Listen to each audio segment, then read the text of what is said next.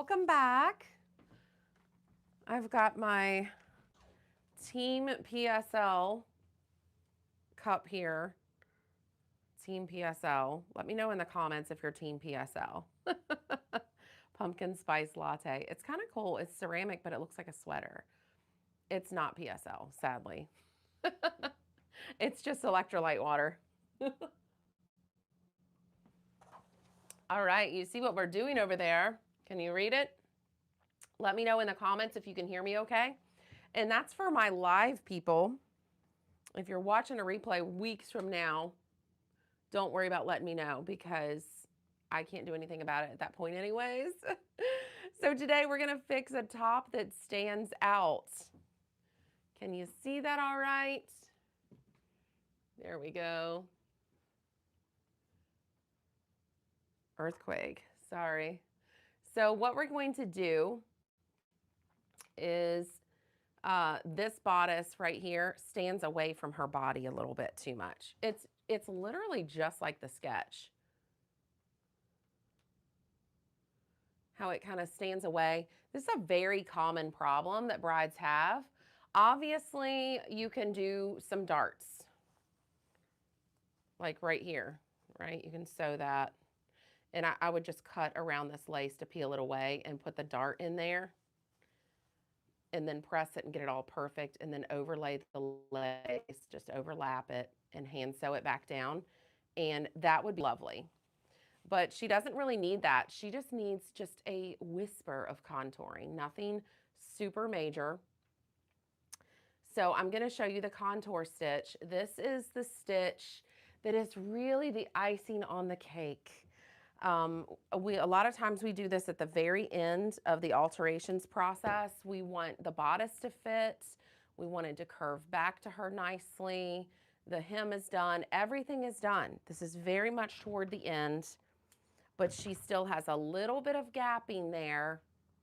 And it's not enough to go in and do a full alteration. This is what really kind of locks it back on them. And they're so much more comfortable when you do this.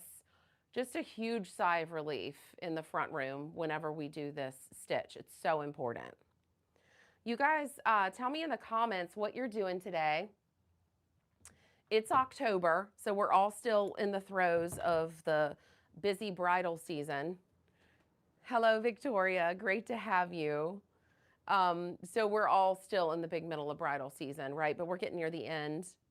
So the thread I'm going to use is a nice strong thread. This is an upholstery thread. I'm not sure if you're going to be able to read that. It says number 69 bonded nylon. Okay, 16-ounce white.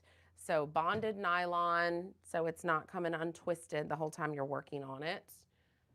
And let me show you what we do. This does not take long at all. And again, it's a huge blessing to them. They're so much more comfortable. So here's the inside of the dress. And we're going to go in about right here.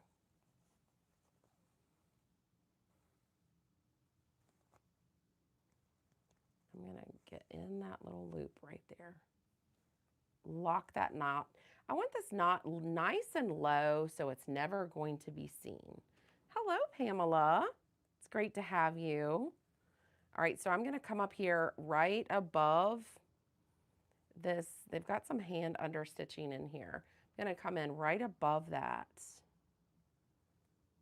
and do my thing. So what we're going to do is we want these to be less than 1/4 of an inch long, ideally. And your gap for like your stitch when you come up for air, you want that to be pretty short. So you can go another 1/4 inch or so underneath. The lining is right there at that edge. So I'm just going to dip into the lining here for a second. This is going to be a running stitch. Don't do any back stitching. It's going to be important that when you pull on this slit stitch, it just glides right through. Okay. So this is literally threadbare, this lining. You can tell it's been repaired many times. And this whole edge, actually, we patched over this whole edge. It was all threadbare. Little fuzz ball there. We just hand stitched over it because it was worn out. This is kind of that old-fashioned static-free lining.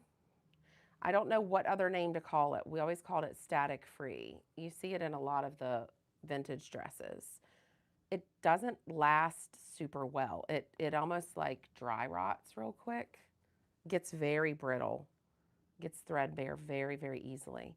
All right, so I had to dip down just for the sake of the integrity of the fabric for a bit, but I'm gonna come right back up to this edge for a little bit. How close are you guys, the ones of you who do bridal, how close are you to being to the end of your bridal season where you can have a little bit of a break? I'm very close. Things really significantly start to lighten up next week. So you guys are going to find my upload cadence is going to be better again. So definitely stay tuned for that. I'm going to be uploading a lot more because I'll have more time. I do run a brick and mortar sewing business, so I get a little busy and can't always upload as much as I would like. That's why I love these vertical live streams we've been doing. Do you guys love them? I feel like I'm helping so much more. I'm getting all this content out without having to edit, which is lovely. All right. We're almost to the end here. And you don't usually want to dip down too far in here because you don't want to crunch the sweethearts, okay? If this was straight across, you can go all the way across. But this isn't. It's a sweetheart. So we're going to give it a pull and watch what it does. Okay, so we're going to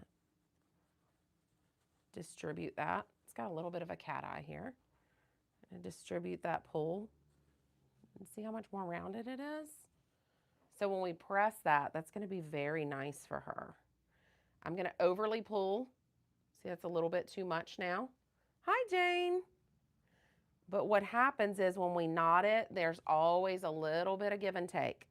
It always goes right back just a little bit from the pulling of the tension of the knot from the inside. It's not just you pulling, but it's the rest of the stitching that has to pull back. So because of that, I overly tighten just a shade. There's your 3 knots. Gonna hide the tail.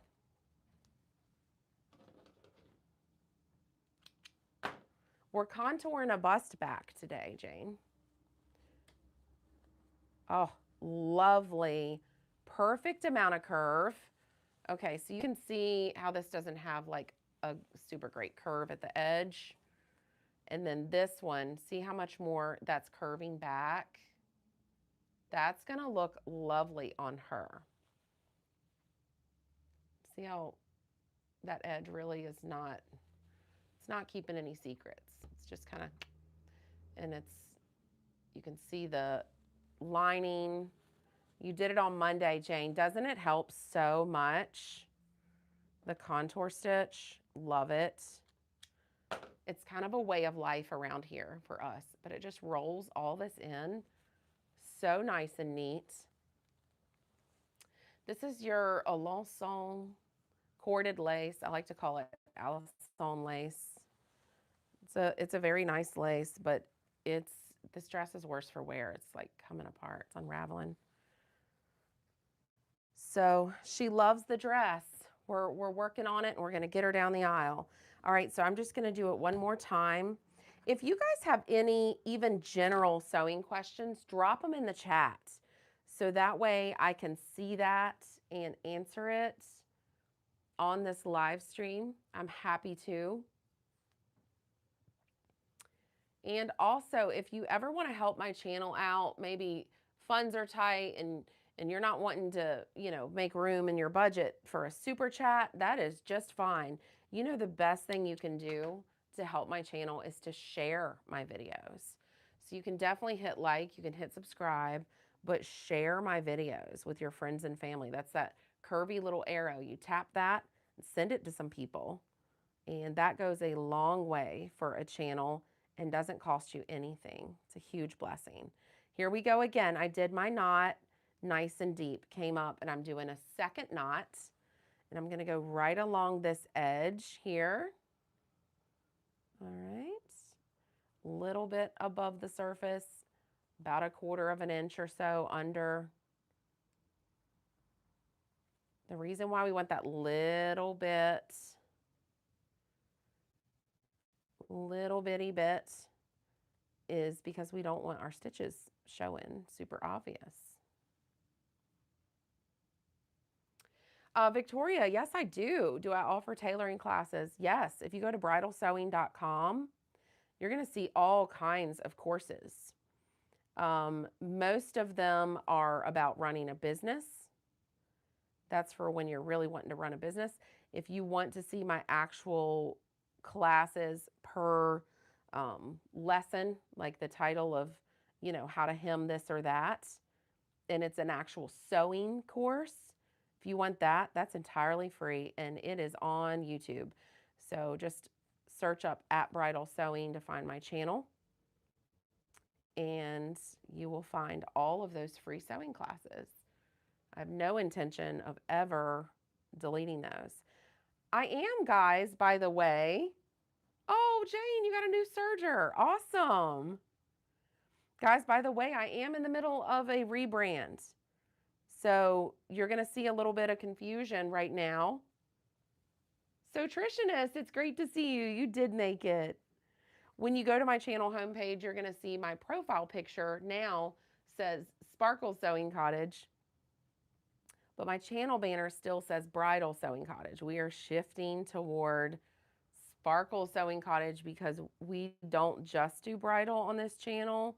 It's mostly bridal, but it's so applicable. And I'm really into doing the dream dresses that I did under the Sparkle brand. So that's what we're doing there. So when you're searching me up, definitely look for that. Look for that change. All right, we're almost to our side seam. We're doing a contour stitch for anybody who's just now joining us. It really helps curve this bodice back. All right, watch, you're gonna see it. See this, the shape of this? It should be coming back, and right now it's kind of flared out. Watch. I'm gonna tighten it.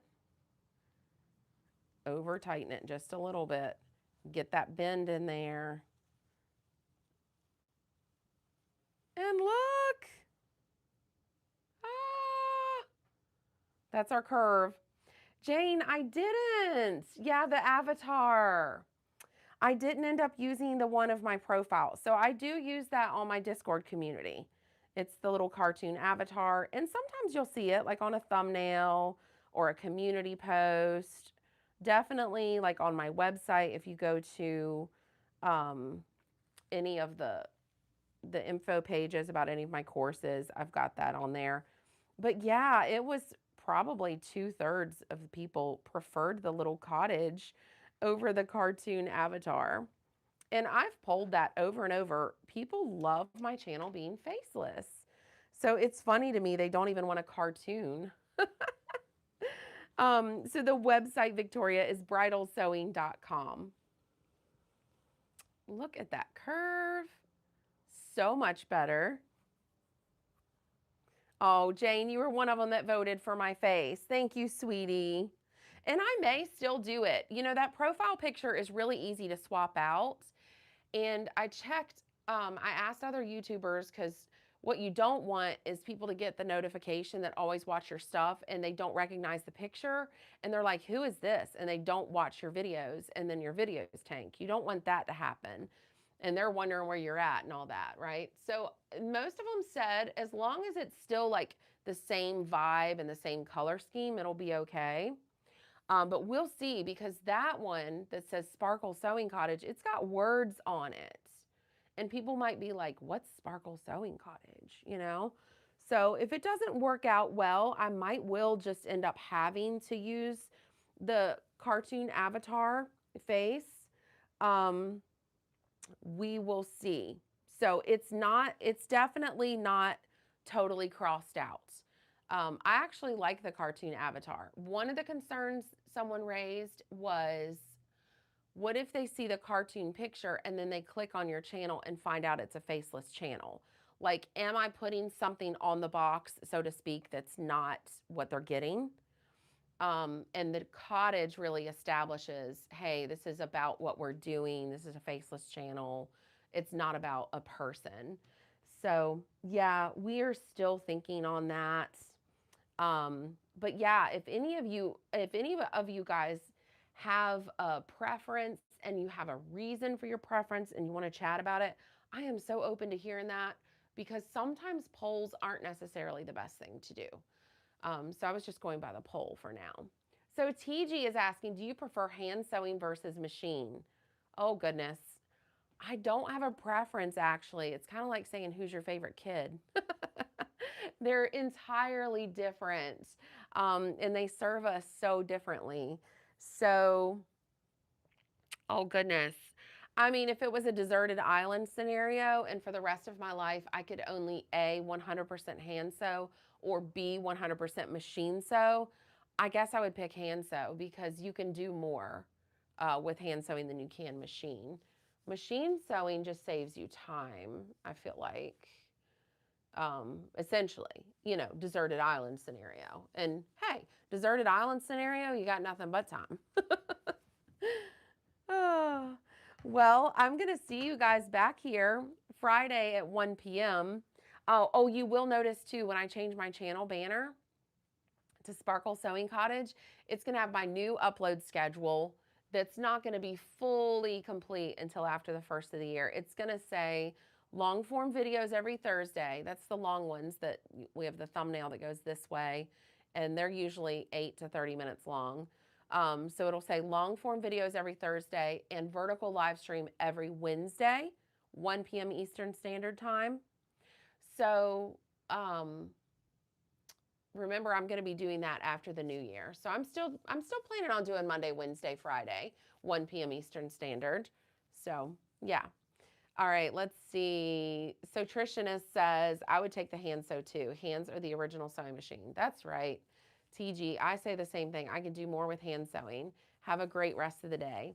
You guys have a great rest of the day too. Thank you for joining me, and I hope you're enjoying this lovely weather. Take care. Bye.